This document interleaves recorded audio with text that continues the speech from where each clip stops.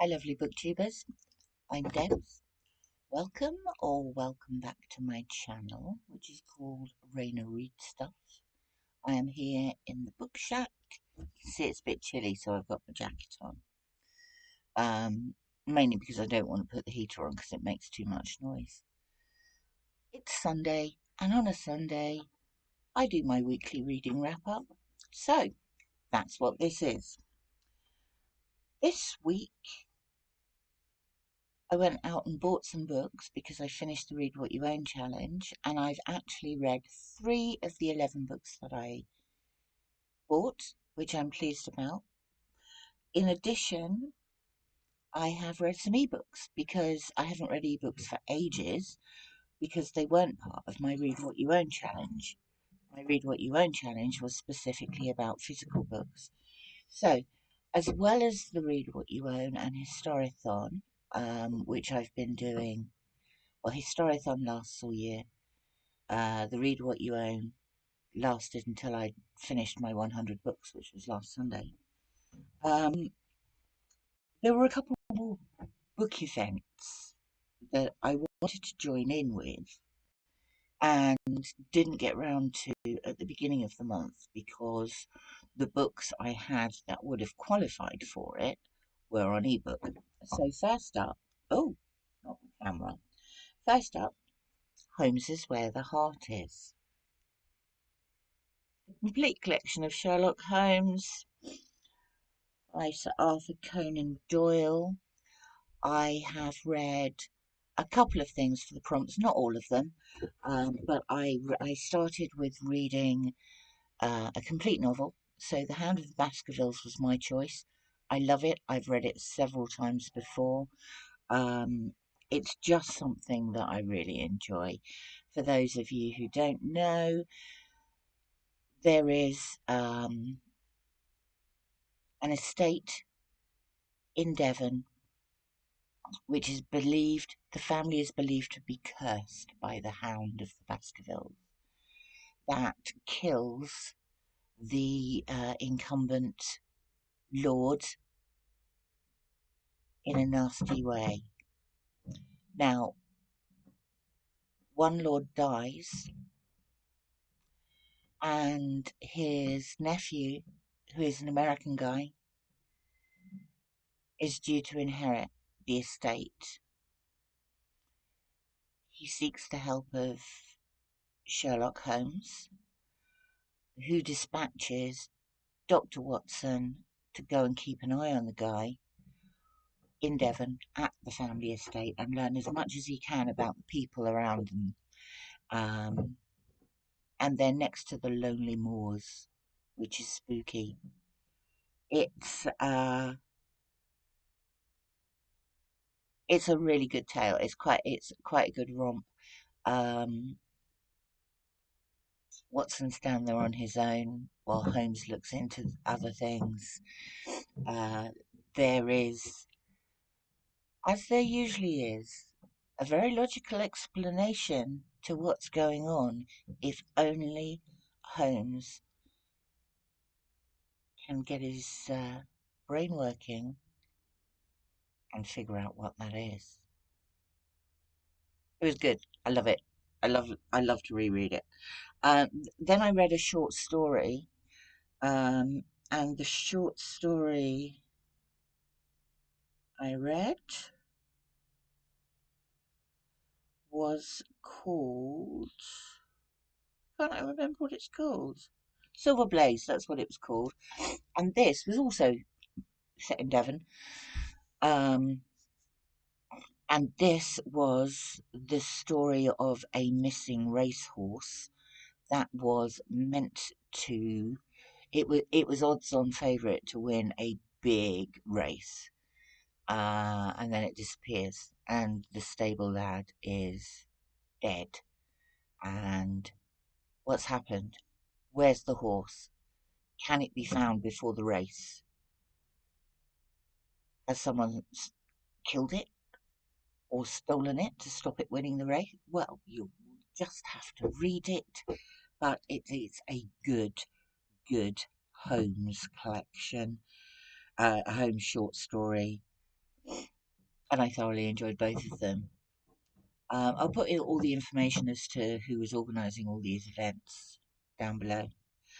The second book that I read was also an ebook for an event, and this event was Filmtastic February, which was all organised by Annie at Obscure Book Adventures, and I read this. Women Make Movies. This is good. This is a Q&A with women who have reached the top of the tree, and it's a Q&A often about how they achieved that, whether or not they studied or just got a good break, etc., etc.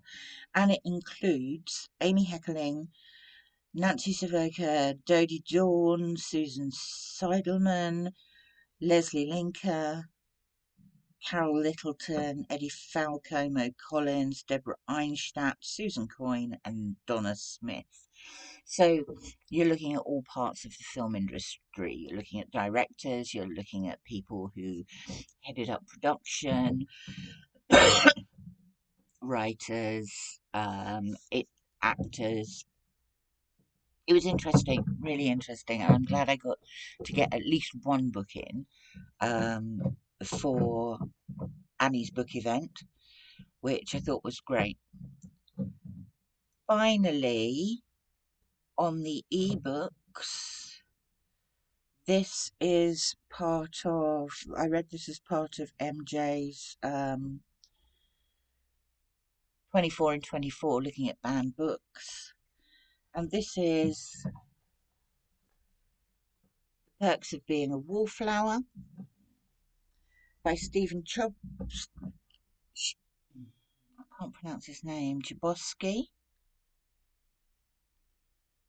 This is the 20th anniversary edition. I had no idea it had been out 20 years. How have I not read this before? I love this. I love this book. It's about an unconventional guy called Charlie. He is writing letters to someone he just calls dear friend, and he's writing to them about how difficult he is finding being a teenager and transitioning to high school and trying to make friends. He has mental health issues and has previously spent time in a hospital to deal with those mental health issues. It's touching. It deals with loss. It deals with sexuality. It deals with friendship. Written from a guy who doesn't quite understand what is going on, and it's brilliant, absolutely brilliant. Why on earth anyone would choose to ban this book is just beyond me. Um, yeah, I love that. So that's it for the ebooks, and then there are a couple of books that I bought this week. Check out my book haul video to see what I went wild on. Actually, I bought 11 books. I've read 3 of them. So first up, Babylon, City of Wonders by Irving Finkel and Michael Seymour.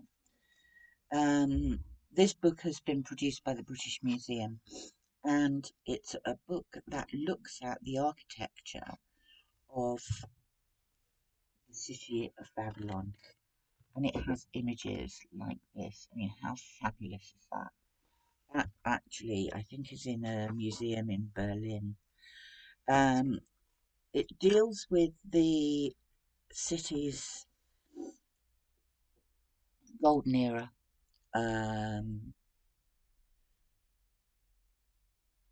it's just fascinating. I don't know if you can see in there, the cuneiform writing on the brick. This was a really interesting book. I mean, Babylon sounds mythical, but it was a real place. Um, Nebuchadnezzar was the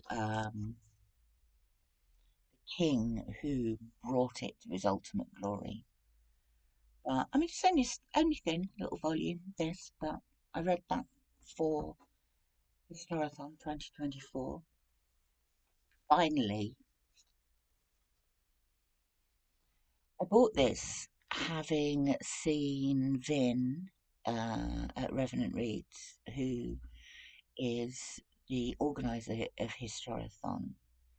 I saw him review this a while ago and it just sounded brilliant. So this was top of my list of purchases for this week. Mouse by Art Spiegelman is a two-part graphic novel, and it deals with not only a survivor's story of the Holocaust, but it deals with the complicated relationship between the author and his father. So this is his father's story in two ways, really. It's Art Spiegelman's father's story of pre-Second World War and what the Jews were subjected to during the Second World War in concentration camps and in ghettos, and by losing their businesses and things like that. But intertwined with that is it's the way that has reflected on um, parenting and family life. Um,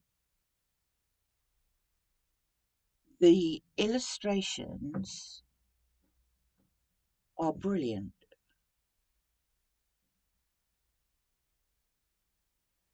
The the family and the Jewish population are depicted as mice, and the Nazis are depicted as cats.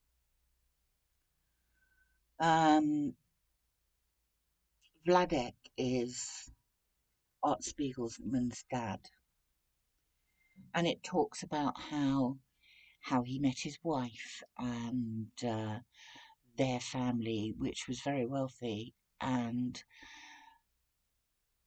what their life was like before the outbreak of the Second World War. And then it deals with his experiences during the Second World War. It comes, rather, this book set came with this. And in the back of this, there is a family tree. So this is the branch of the family tree of the Spiegelman family in 1939.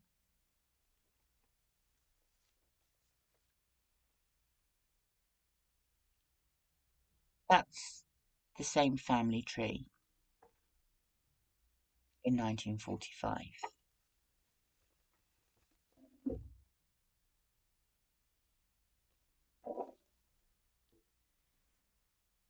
It's